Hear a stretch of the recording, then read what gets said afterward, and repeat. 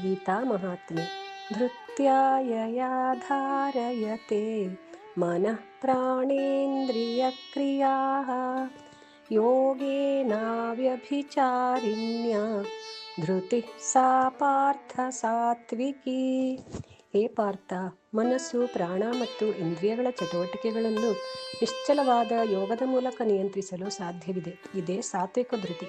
ಮನಸ್ಸು, ಪ್ರಾಣ ಮತ್ತು ಇಂದ್ರಿಯಗಳಿಗೆ ಸ್ವಾಭಾವಿಕವಾದ ಒಂದಷ್ಟು ಚಟುವಟಿಕೆಗಳಿವೆ. ಇಂತಹ ಚಟುವಟಿಕೆಗಳನ್ನು ನಿಯಂತ್ರಿಸುವುದಾಗಲಿ ತಡೆಹಿಡಿಯುವುದಾಗಲಿ ಅಷ್ಟು ಸುಲಭವಲ್ಲ. ಅದಕ್ಕೆ ಯೋಗವೆಂಬ ತರಬೇತಿಯ ಮೂಲಕ ಇವುಗಳನ್ನು ನಿಯಂತ್ರಿಸಬಹುದು. ಇಲ್ಲಿ ಯೋಗ ಎಂದರೆ ಪರಮಾತ್ಮನಲ್ಲಿ ಮನಸ್ಸಿನ ಏಕಾಗ್ರತೆ.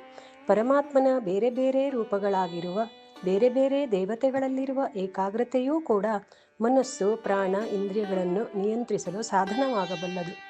ಇಂತಹ ಏಕಾಗ್ರತೆಯನ್ನು ಸಾಧಿಸಿಕೊಳ್ಳಲು ಪ್ರಾಣಾಯಾಮಗಳು ಸಹಾಯಕವಾಗುತ್ತವೆ. ಏಕೆಂದರೆ ಯೋಗದ ಮೂಲಕ ಮನಸ್ಸು, ಪ್ರಾಣ, ಇಂದ್ರಿಯಗಳ ನಿಯಂತ್ರಣವಾದರೆ ಮೋಕ್ಷದ ಮಾರ್ಗ ತೆರೆದುಕೊಳ್ಳುತ್ತದೆ. ಅಲ್ಲದೆ ಅಂತಹ ಸಾಧಕನಲ್ಲಿ ಸಹಜವಾಗಿಯೇ ಎಲ್ಲ ಪ್ರಾಣಿಗಳಲ್ಲಿ ದಯೆ, ಸತ್ಯ, ಅಹಿಂಸೆ ಮುಂತಾದ ಸದ್ಗುಣಗಳು ತಾನಾಗಿಯೇ ಇರುತ್ತವೆ.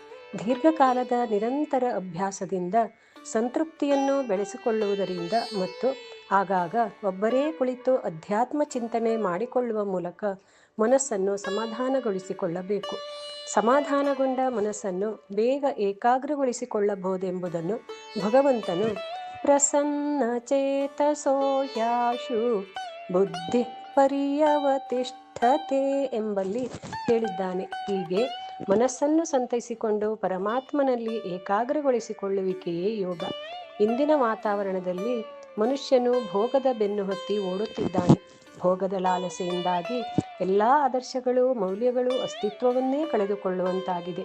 ಮೌಲ್ಯರಹಿತ ಸಮಾಜ ನೆಮ್ಮದಿಯ ಸಮಾಜವಾಗಿದ್ದರೆ ಅದನ್ನು ಯಾರೂ ಖಂಡಿಸುತ್ತಿರಲಿಲ್ಲ. ಆದರೆ ಇಂದು ಸಮಾಜದಲ್ಲಿ ಹಿಂದಿಗಿಂತಲೂ ನೆಮ್ಮದಿ ನಷ್ಟವಾಗಿದೆ. ಭೋಗಲಾಲಸೆಯಿಂದಾಗಿ ರೋಗಗಳು ಹೆಚ್ಚಾಗಿವೆ. ಅಲ್ಲದೆ ಮಾನಸಿಕ ನೆಮ್ಮದಿಯೂ ಹದಗೆಟ್ಟಿದೆ. ಸ್ವಸ್ಥ ನೆಮ್ಮದಿಯ ಸಮಾಜವಾಗಬೇಕಾದರೆ ವೈಯಕ್ತಿಕ ಜೀವನ ಉತ್ತಮವಾಗಬೇಕು. ಇವುಗಳನ್ನು ಪಡೆಯಲು ಯೋಗದ ಮೂಲಕ ಇಂದ್ರಿಯಗಳ ನಿಯಂತ್ರಣ ಅತಿ ಅವಶ್ಯವಾಗಿದೆ ಎಂಬುದು ಈ ಶ್ಲೋಕದ ಸಾರಾಂಶ. ಹರಿ ಓಂ.